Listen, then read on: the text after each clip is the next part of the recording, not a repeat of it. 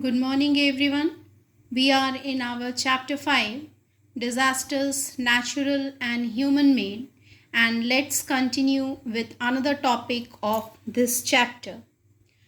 The pictures, what you have observed here in this book, they are some other natural disasters. Now, let's come to our today's topic. Today's topic is natural hazard and natural disaster. First of all, we will take the topic natural hazard. What is it? A natural hazard is an occurrence that is not so frequent but nevertheless dangerous due to its life threatening consequences. Consequences in the sense result. Now, come to the topic natural disaster. Natural hazard which are ferocious in the sense violent or you can say strong in nature and bring about large scale destruction of life and also the property are called natural disaster. So these are the difference between natural hazard and natural disaster. Now come to the topic earthquake. First of all, we will take today's topic. Another topic is the earthquake. What is earthquake? We can say the vibration or shaking of a part of the earth's surface caused by sudden movements under its crust are known as earthquakes. Or you can say that earthquakes are vibration caused due to sudden movements under the earth's crust. Both the definitions are okay. What I have given before this, and if you will write these two lines, this is also correct. Now come to the point. From where the earthquake is origin, you have to know this thing. For this, you have to observe this picture. Now see, in this picture, here is fault and this what is given written as a source.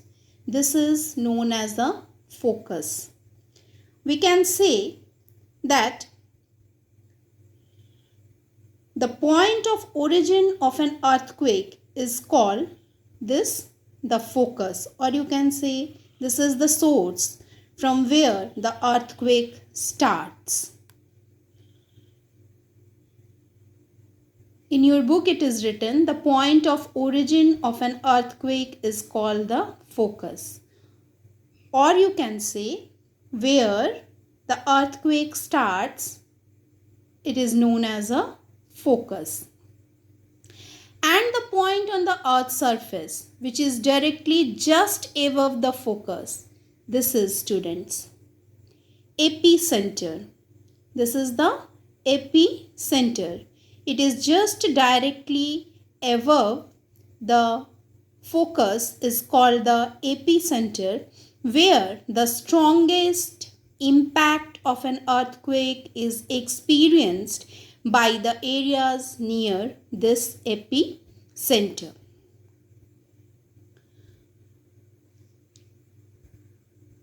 Or we can say that when one plate goes another plate, or when one plate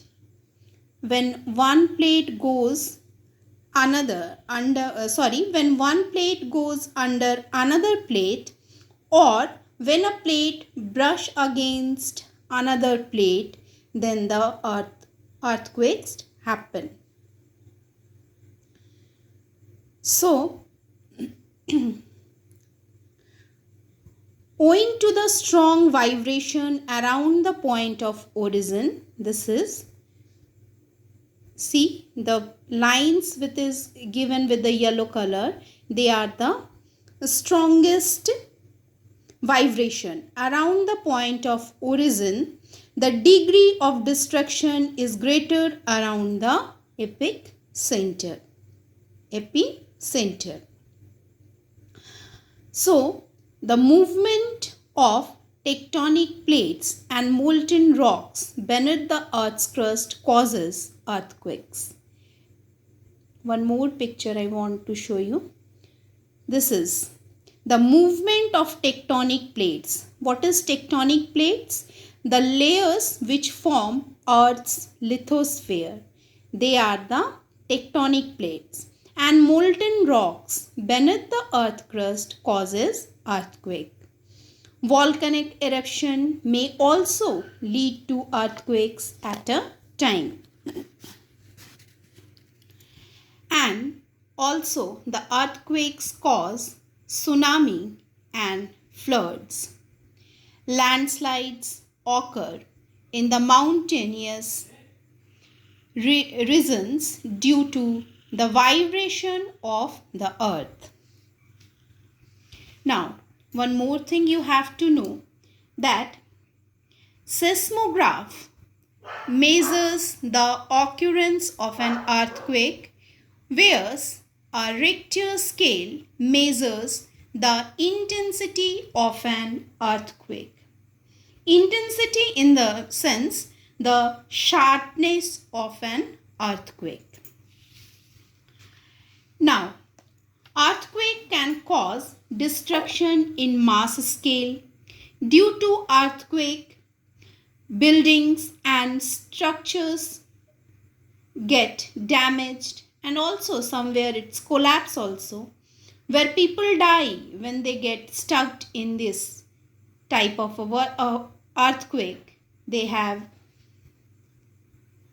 seen over there. Roads get cracks, flyovers collapse, and railway lines get twisted, resulting in disruption of transportation. Electricity poles break and wires get dislocated. These things happens when the earthquake will happen in some areas. Now, next topic is measures to minimize risk. How you have to measure to minimize this type of a risk. What you have to do when the earthquake will suddenly happen. Earthquake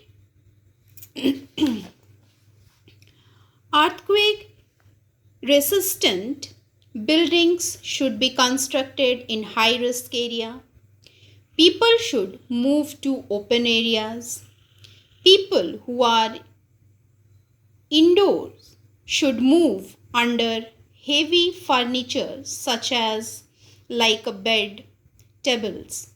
They should keep away from things that can collapse and cause injury, such as windows, mirrors, cupboards, and fans. Another more 2 points are given.